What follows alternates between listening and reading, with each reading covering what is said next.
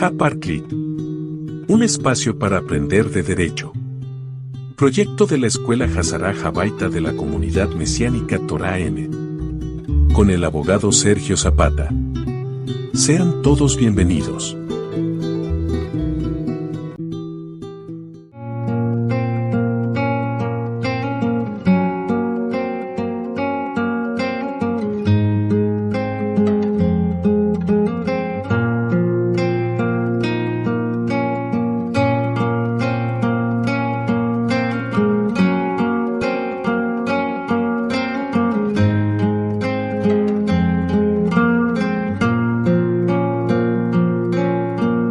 משה קיבל תורה מסיני, משה קיבל תורה מסיני, ומסרה לי יהושע, ויהושע לי זקני, וזקנים לנביאים, ונביאים מסרוה לאנשי כנסת הגדולה, משה קיבל תורה מסיני.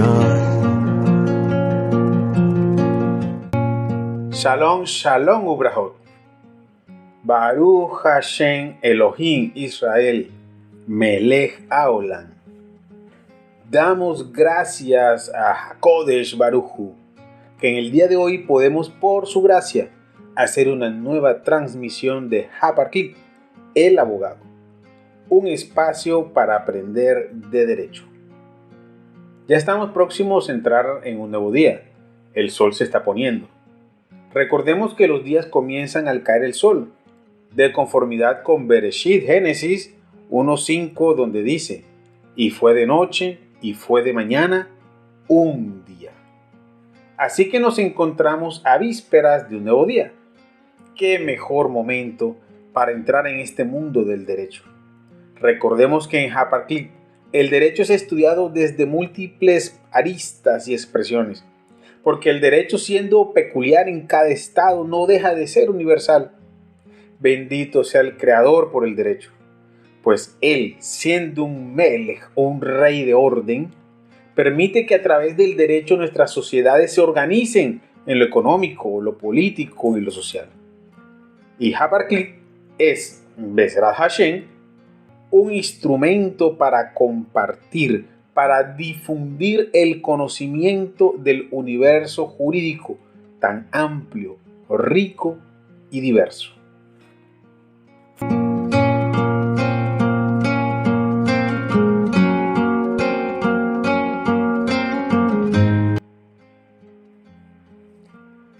Hemos estado estudiando al Rayebda, Rabbi Yeshua ben David, en su perfil de jurista, de maestro de la ley hebrea.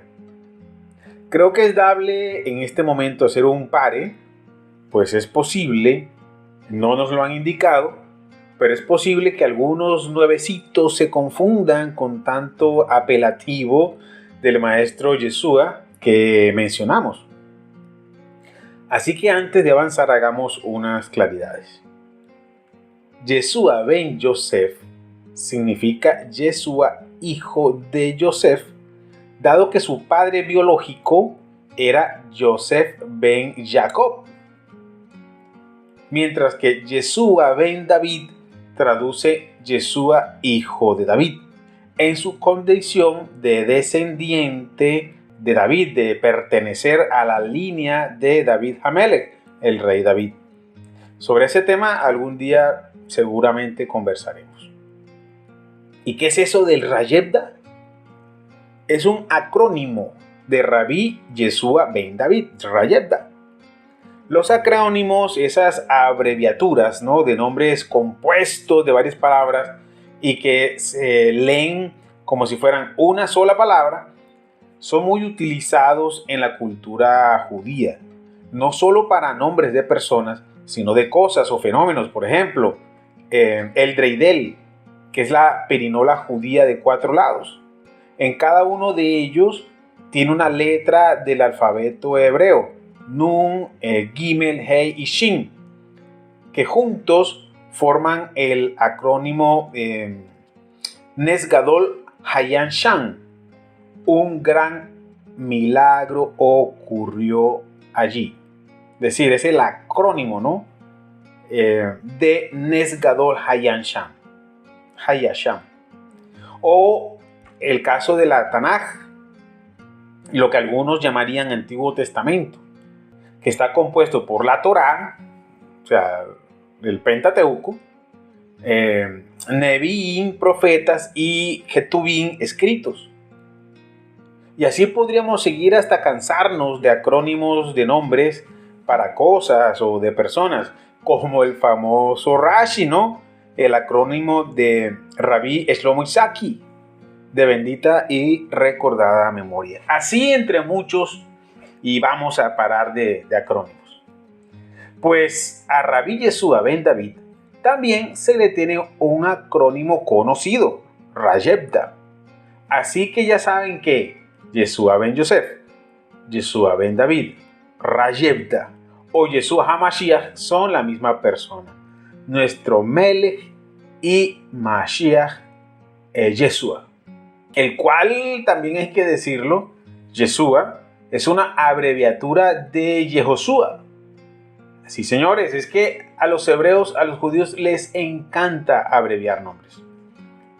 Por ahí hay algunas personas que utilizan el término Yahshua para dirigirse al maestro, pero ese nombre es incorrecto o falto de veracidad. No existe una evidencia que ese fuera el nombre. Así como, por ejemplo, el caso de Jesús, Jesús o el Jesús griego, ¿verdad? Son nombres incorrectos que hacen referencia a Yeshua ben Yosef. Realizada entonces esta aclaración, por el buen entendimiento de toda nuestra audiencia, regresamos a nuestros temas. En los programas anteriores, indicábamos con evidencia torágica de que el Rayebda era un maestro apegado a la Torá y que no solo respetaba la Torá escrita, sino a lo que él denominó la cátedra de Moshe. Recordémoslo, en Matetillahu, Mateo 23, del 2 al 3, donde dice: en la cátedra de Moisés se han sentado los escribas y los fariseos. Haced pues y observad todo lo que os digan. ¿Sobre qué o cuál cátedra de Moisés estaban sentados los escribas y fariseos? Este será nuestro punto de partida para el programa de hoy. Así que entremos en materia, porque en HaparClick enseñamos derecho.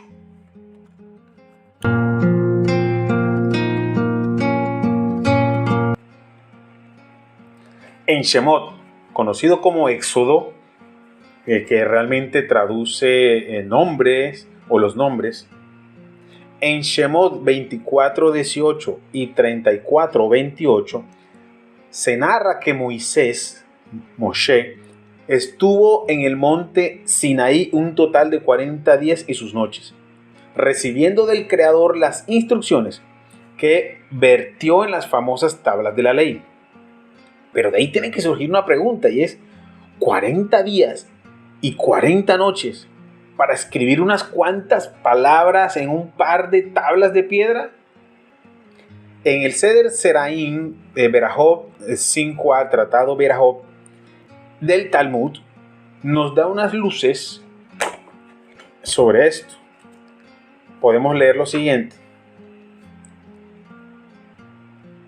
y el rabino Levi Bar Hamad dijo que el rabino Shimon ben Lakish dijo: Dios le dijo a Moisés: sube a mí en la montaña y estaré allí, y daré a ustedes las tablas de piedra y la Torá y la misbá que he escrito para que puedan enseñarlas.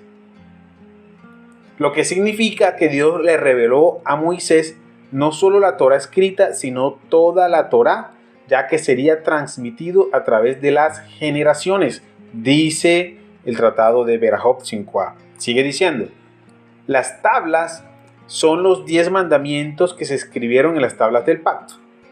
La Torá son los 5 libros de Moisés. La mitzvah es la Mishnah, que incluye explicaciones de las mitzvot y cómo deben realizarse. Entonces, los jajamín, los sabios del Talmud, enseñan que el tiempo que pasó Moshe con Hashem en el Sinaí fue un tiempo de aprendizaje, en el cual el Eterno explicó a Moshe la Mishnah, es decir, las explicaciones de las mitzvot de la Torá y de cómo debían ser aplicadas en la práctica. Los sabios indican como una evidencia torágica sobre estas instrucciones orales del Eterno en la parte que se encuentra en Devarim, Deuteronomio 12:21, que dice de la siguiente forma: podrás sacrificar del ganado mayor y menor que Adonai te haya concedido. Ojo, aquí viene lo importante: del modo que yo te he prescrito. Del modo que te he prescrito. Esto lleva implícito que el Eterno ha dado una instrucción de cómo sacrificar al ganado mayor y menor, como dice en esta versión de la Torá.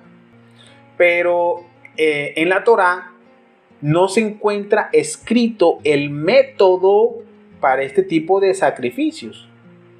Así que entonces, obviamente, se trató de una instrucción verbal, oral. En otra parte del Talmud, en Haguigat 6b, encontramos algo relacionado con este tema. Dice así: los detalles de las mitzvot, por ejemplo, los detalles del proceso de sacrificio, miren, aquí están pues haciendo relación a Devarim 12:21. Sigo leyendo. Los detalles de las mitzvot, por ejemplo, los detalles del proceso de sacrificio se dijeron a Moisés en un momento posterior en la carpa de la reunión. Y el rabino Akiva dice, respuesta de Rabí Akiva: tanto las declaraciones generales como los detalles de las mitzvot se dijeron en el Sinaí. Entonces están, digamos, reforzando el planteamiento que habíamos leído en el tratado de Berajot 5a. Pero sigue diciendo Rabí Akiva: y más tarde se repitieron en la carpa de la reunión, y reiterado por tercera vez por Moisés al pueblo judío en las llanuras de Moab, tal como está registrado en el libro de Deuteronomio. Entonces tenemos que Devarim 12:21, ese que habla sobre las instrucciones para sacrificar el ganado, es fundamental a la hora de dar un soporte de la Torá, un soporte torágico a la existencia de estas enseñanzas recibidas por Moshe de manera oral, que luego, como indica aquí el Rab Akiva, se transmitieron a los líderes del pueblo. En Pirkei Avot, otro tratado del Talmud, encontramos en su primer capítulo lo siguiente. Dice de la siguiente manera: Moshe kibel Torah misinai, unsara li Yoshua, bi Yoshua li sekenin, usekenin limbiin, unbiin mesaruga leashei ekneset hagdolah.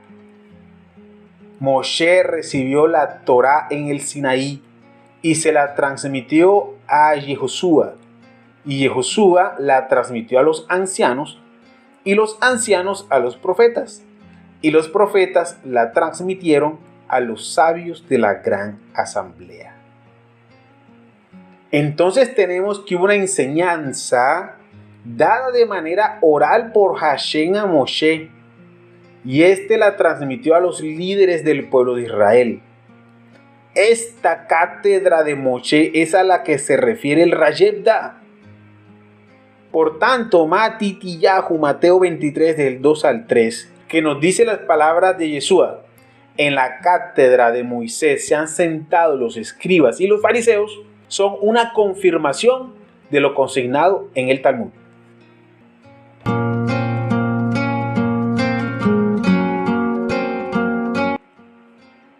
Ahora, como explicábamos en el programa anterior, en Devarim 17 del 9 al 13, se habilita a los sacerdotes y jueces para crear jurisprudencia y enseñanza que el pueblo de Israel, por orden de la misma Torá, están obligados a cumplir. Esto nos lleva a un escenario en que la cátedra de Moshe y la tradición terminan mezcladas. ¿Por qué la Torá habilita a los sacerdotes y jueces para que puedan introducir disposiciones a través de fallos y enseñanzas? Porque fueron los líderes del pueblo los que recibieron la cátedra de Moshe. Por tanto, sus sentencias y doctrinas se afincan en esas enseñanzas, en esa cátedra. Ahora sí podemos entender mejor a Matityahu 23 del 2 al 3. En la cátedra de Moisés se han sentado los escribas y los fariseos. Haced pues de observar todo lo que os digan. Lo dice el maestro, no lo dice Sergio Zapata. ¿Esta enseñanza de Rabí Yeshua ha cambiado? Uno pensaría que no. Por tanto, debemos hacer y observar lo que nos digan aquellos que se sientan hoy en día sobre la cátedra de Moshe. Inquietante pregunta, ¿no? Inquietante pregunta. No tenemos hoy en día claridad de hasta dónde llega la cátedra de Moshe y dónde comienzan las adiciones a esa enseñanza. Para tiempos de Rabí Yeshua posiblemente era más clara la distinción entre la una y la otra. Hoy en día es virtualmente imposible hacer tal separación, pero la pregunta sigue siendo válida. Debemos hacer y observar lo que nos digan aquellos que se sientan hoy en día sobre la cátedra de Moshe y sus adiciones autorizadas por la misma Torá. Esa respuesta se la dejo a su razonamiento y obviamente también a la consulta de sus autoridades religiosas. No me meto en ese entuerto. Rabí Yeshua, por su formación, no sabemos con certeza quién fue su maestro. Hay muchas especulaciones al respecto. Pero por su formación y legado, podemos concluir que sabía diferenciar la cátedra de Moshe de las adiciones doctrinales posteriores y de las adiciones jurisprudenciales posteriores, a las cuales atribuye autoridad en un claro cumplimiento de la Torá de Devarim 17 del 9 al 13. Pero en favor de los principios e intereses torágicos, rechazaba toda doctrina o tradición que fuera contrario a estos, a los principios y a los intereses de la Torá. Y recordemos que al fin y al cabo, Yeshua era un maestro de la ley que incluso ofició como shofet, como juez. Queda así claro que el sometimiento del maestro a la Torá era absoluto, incluida la cátedra de Moshe y las tradiciones de los ancianos, las cuales, como indicamos en algún momento, eran variadas, pues no había unanimidad respecto de la halajá, lo que permitía amplitud de interpretaciones, como las que hacía el maestro Yeshua. En conclusión, el Rayebda, Rabí Yeshua ben David, jamás violentó o torció la Torá, sus principios o intereses, pues era el ordenamiento jurídico que él seguía, y mucho menos la abrogó o derogó, sino que más bien vino a darle cumplimiento, porque al fin y al cabo la Torá tiene como propósito, como meta o como fin al Mesías Yeshua. Romanos 10:4.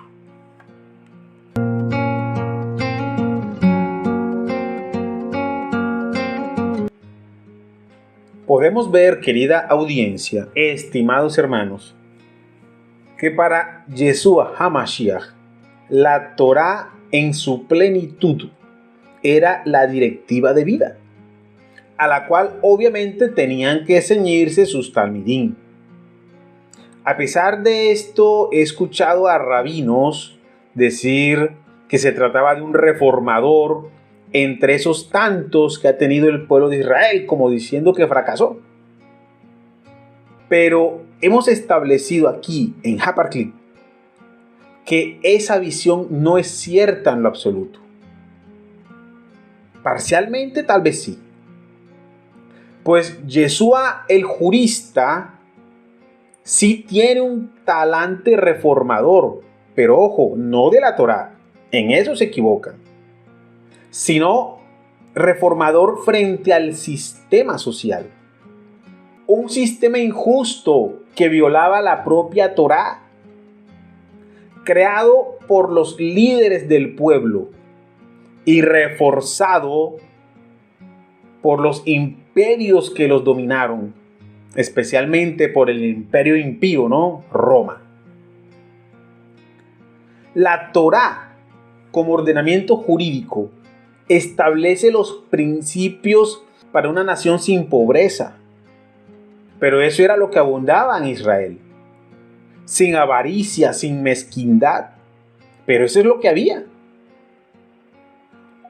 Una sociedad justa e incorruptible. Pero Israel había fallado en esos propósitos. ¿Falló la Torá? No. Falló su dirigencia y el pueblo que lo permitió. Un maestro de la ley como Yeshua, que vivió la Torá al punto de integrarse con ella, ¿será que podía ver esa realidad social y no hacer las observaciones respectivas? Creo que no. El pueblo de Israel, su dirigencia más específicamente, y todo el pueblo en términos generales fallaron.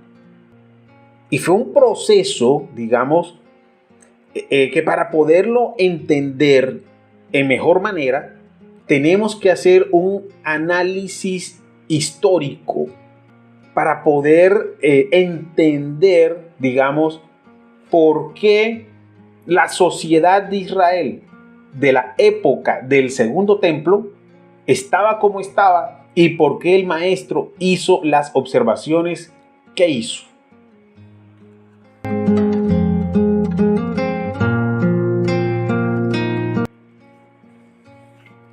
En el año 334 antes de la era común, Alejandro Magno inicia la conquista de Persia y se estima que al año siguiente, en el 333 antes de la era común, el conquistador entra en Jerusalén.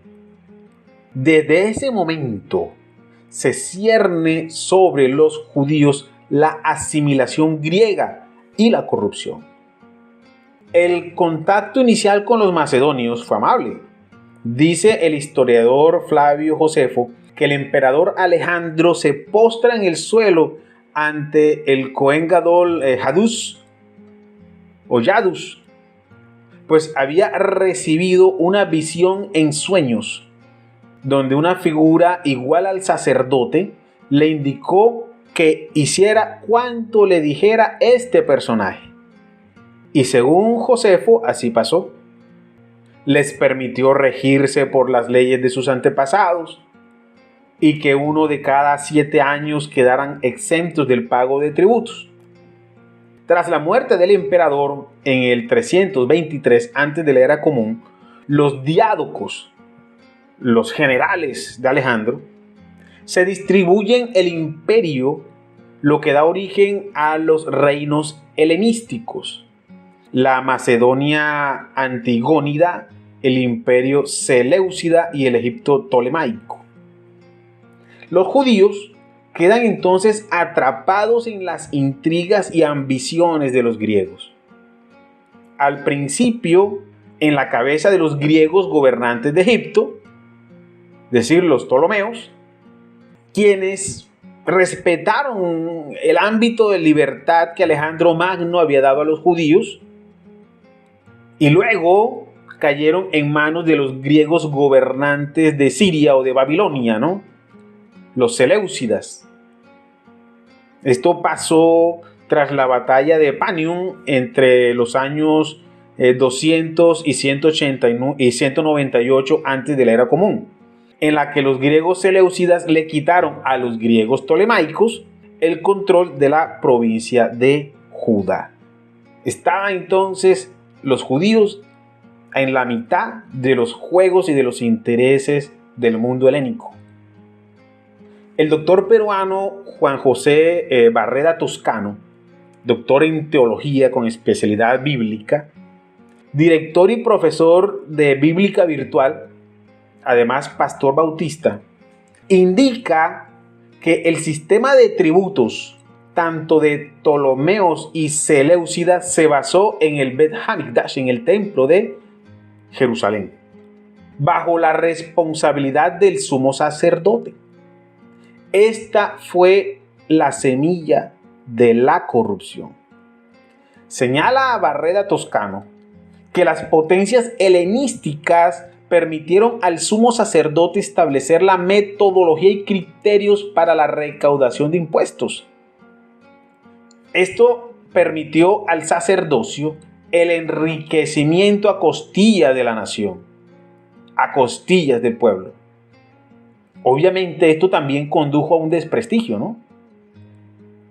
El sacerdocio del templo y las estructuras imperiales invasoras se fusionaron a tal grado que cuando el rey seleucida Antíoco IV Epifanes, sin motivos aparentes, atacó Jerusalén de manera brutal, matando indistintamente a los judíos helénicos que le eran fieles, o los que no le eran fieles y que se le oponían, destruyó la ciudad, profanó el Bet Hamikdash e instauró una guerra frontal en contra de la religión judía. Aún a pesar de todo esto, el sacerdocio del templo permaneció y sirvió al propósito de la helenización y al culto de los dioses paganos, tal como lo narra el historiador Flavio Josefo, cuando en su libro Antigüedades Judías comenta que el sumo sacerdote Onías, también llamado Menelao, era odiado por los judíos al haber sido quien persuadiera a la monarquía seleucida de obligar a los judíos a abandonar el culto heredado de sus antepasados. El Cohen Gadol, el sumo sacerdote, conspirando contra el Dios de Israel. En contra de esta situación, de esta persecución y helenización, se levantó el Cohen Matitillahu ben Johanan y sus 5 hijos, quienes lograron conformar un ejército, ¿no?, que luego heredarían sus hijos, empezando por Judas Maccabín, Judas el Martillo, en primer lugar, y luego los demás, quienes al final logran la expulsión de los griegos e instauran una monarquía, la Asmonea o monarquía de los asmoneos. Se creería que con la liberación de los helenos, la instauración de la religión judía, todo entonces debió de volver a su cauce, pero no fue así. La corrupción de las élites judías continuó y generó mayores divisiones internas.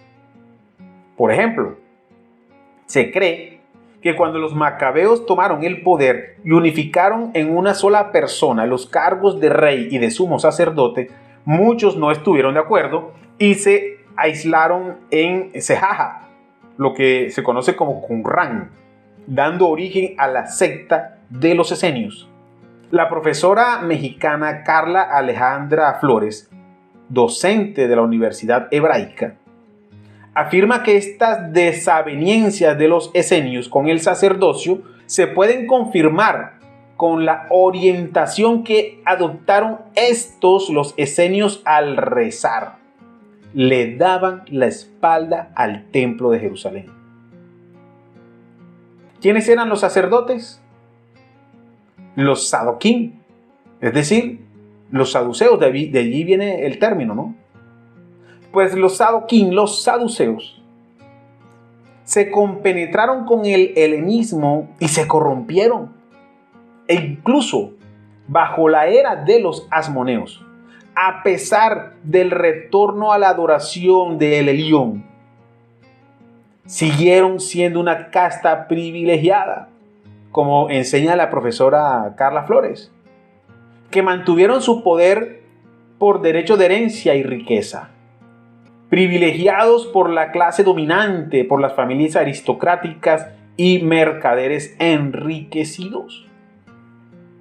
El profesor César Carbullanca, de la Universidad Católica del Maule, en Chile, hace referencia a otro fenómeno que nos muestra esta, digamos, divergencia, al hacer referencia al judaísmo enoquico, otra aparente secta judía que, como los esenios, se distanciaron del esquema sacrificial de Jerusalén.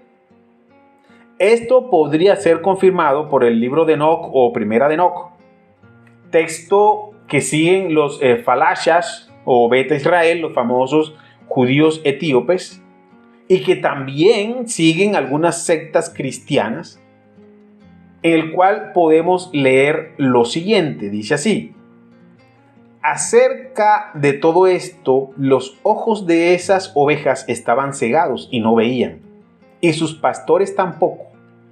Y él las entregó para una mayor destrucción a sus pastores, que pisotearon las ovejas con sus pies y las devoraron. Primera de Enoc 89:74. Los eruditos consideran que los pastores que se mencionan aquí hacen referencia a los saduceos, los pastores, es decir, los sacerdotes, que pisotearon las ovejas, es decir, al pueblo de Israel, con sus pies y las devoraron. El descontento con el sistema del templo entonces es evidente. Con la llegada de los romanos entre los años 64 y 63 antes de la era común, con el general Pompeyo a la cabeza, las cosas no cambiaron. Cleopatra, Marco Antonio, el César, el propio Octavio, después llamado Augusto, ¿no? Augusto César, solo fueron extranjeros sobre los cuales el establecimiento judío cimentó su poder y riqueza, lo que incluía a todas las élites políticas y religiosas, lo que nos trae a los tiempos del Maestro. Toda esta remembranza histórica, usando diversas fuentes, es para evidenciar que la decadencia de la clase sacerdotal en Israel se dio por un proceso en el cual las potencias del mundo helénico, en la cual Roma en mucha medida no es la excepción si consideramos a Roma pues como una heredera de la cultura clásica griega, en términos del famoso historiador Tony Spafford, ¿no? Que él habla que existe un solapamiento entre Grecia y Roma, constituyendo lo que él dice la civilización clásica. Entonces, esa civilización clásica de la que habla Spafford, que tanto admira, que tanto él admira, esa misma sembró y regó la corrupción que se comió al templo de Israel. Obviamente, como ya lo hemos estado diciendo, de mano de sacerdotes que se prestaron animosamente para recibir y disfrutar los frutos de la corrupción. Eso a mí me llama una pregunta. ¿Será por eso que los saduceos negaban que Hashem interviniera en los asuntos de las personas? ¿Y que esta vida era lo único que teníamos, pues no había un más allá, un Olam Jabá? O tal vez lo contrario, ¿cierto? Tal vez esos pensamientos lo que hicieron es favorecer su apegamiento a lo material y al sacar provecho en esta vida. Lo cierto es que las condiciones sociales ya en tiempos de Yeshua eran las de pobreza e injusticia social. Los reyes judíos habían culminado cuando llega al poder Herodes primero, el famoso Herodes el Grande, ¿no? Descendiente de edomitas y de nabateos, ojo, ese al que algunos adjudican la matanza de los inocentes, sobre lo cual pues hay serias dudas sobre esa matanza.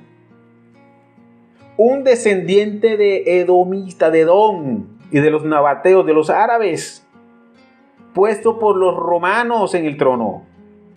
Eliminó a la línea de los asmoneos.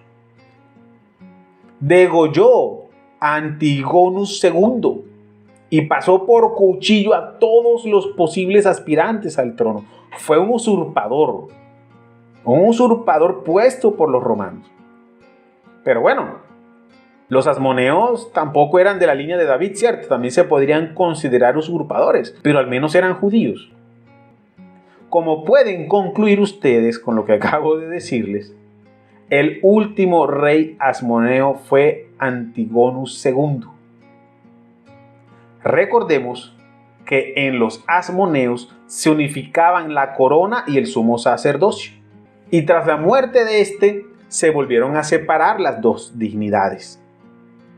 Herodes I el Grande, tal vez por su carácter de usurpador extranjero, decide nombrar a Cohen Gadol a Hanameel el egipcio. Josefo afirma que era de Babilonia. El hecho es que el sumo sacerdocio recae en un saduceo por mandato del rey. Y cuando Judea termina plenamente bajo la bota de los procuradores romanos, son estos entonces los que van a empezar a designar a los sumos sacerdotes, hasta llegar al momento crucial de nuestra historia. Yosef ben Caifás es nombrado sumo sacerdote. Caifás, el Cohen Gadol. Josefo registra que fue nombrado por el procurador romano Valerius Gratus. Caifás duró 18 años al frente del sumo sacerdocio en Israel, lo que implica que se llevaba muy bien con las autoridades romanas. El sumo sacerdote, para estos tiempos, era el jefe del Sanedrín, un tribunal supremo nacional de los judíos que fue creado por los macabeos.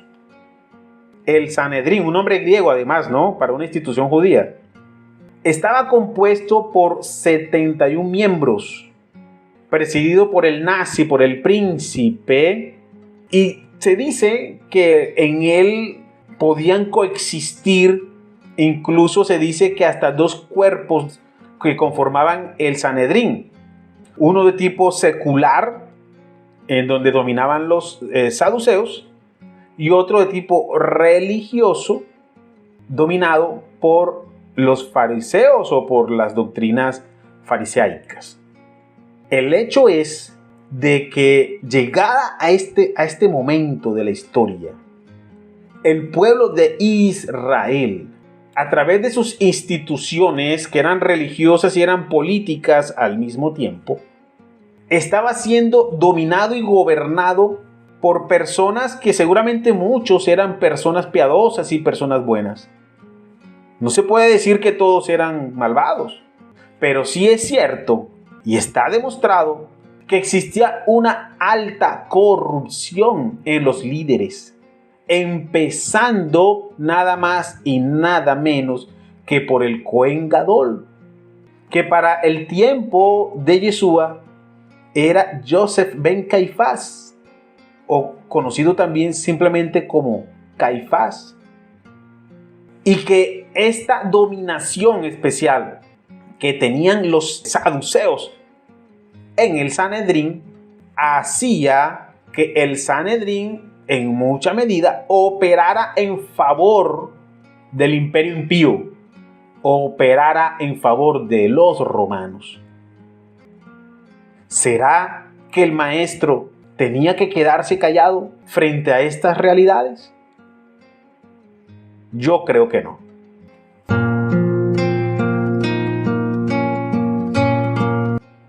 Este deambular por la historia y los señalamientos que hemos hecho frente a la realidad social que se vivía en el Israel del Segundo Templo, nos llevan a un tema crucial: la deontología jurídica, la ética frente a los deberes y principios que afectan a la profesión del abogado. Hay quienes afirman que el abogado tiene que ser el impulsor de la justicia, el impulsor de la búsqueda y de la defensa de la verdad. Su conducta está regida por la ética y por la moral. Hay quienes opinan lo contrario. Pues para esto solo la norma marca el camino. La norma, que puede ser justa o injusta, desapegada a criterios éticos o morales.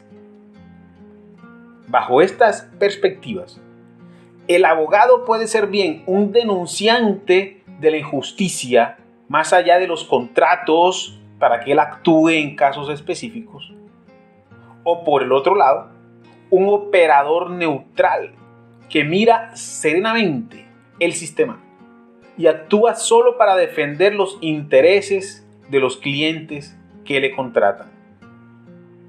Está claro, para los que conocemos al Rayebda, que su compromiso como jurista con la justicia es absoluto, es total.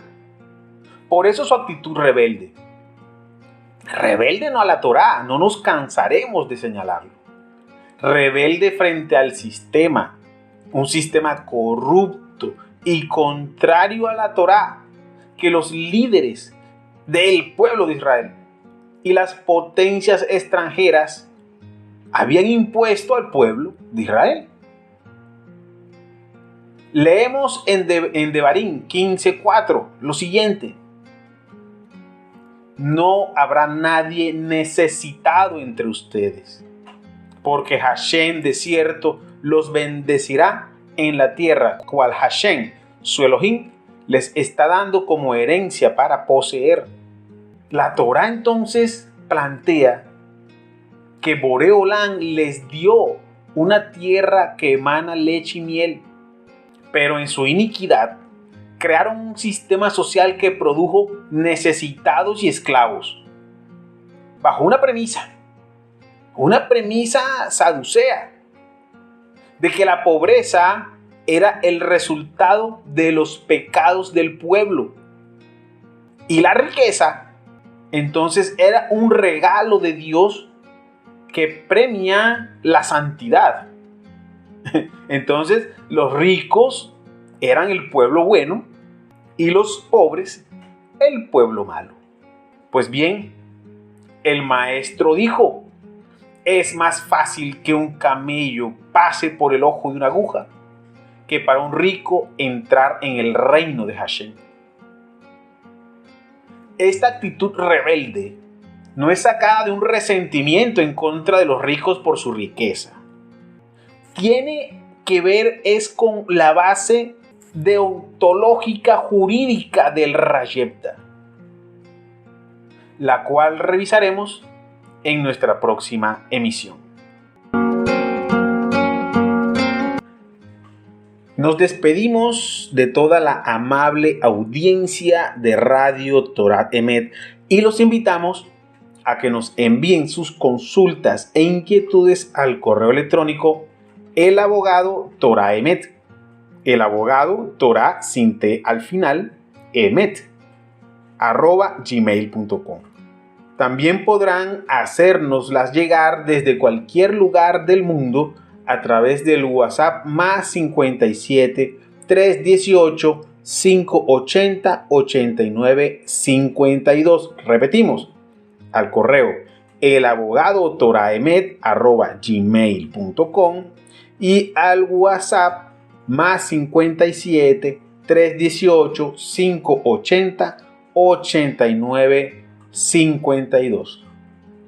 Entonces los esperamos aquí en Haparclick, el abogado, un espacio para aprender de derecho. Shalom, shalom.